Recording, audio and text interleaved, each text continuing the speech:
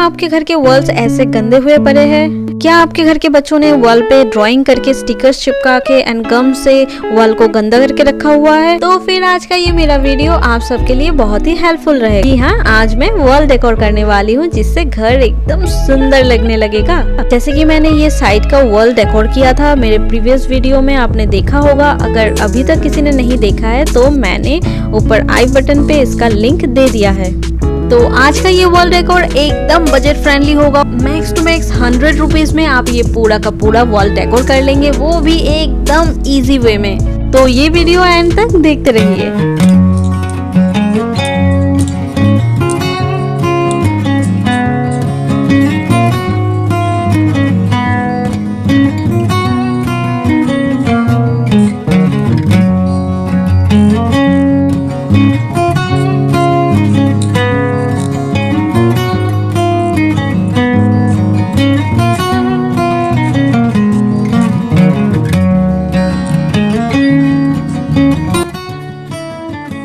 तो फाइनली हमारा wall clean हो गया है एंड अभी सर्फ के पानी से इस पे थोड़ा सा पोछा लगा लेंगे। एंड सर्फ के पानी में थोड़ा सा डेटॉल भी मैं मिक्स कर लेती हूँ, तो फिर जर्म्स फ्री हो जाता है सब कुछ।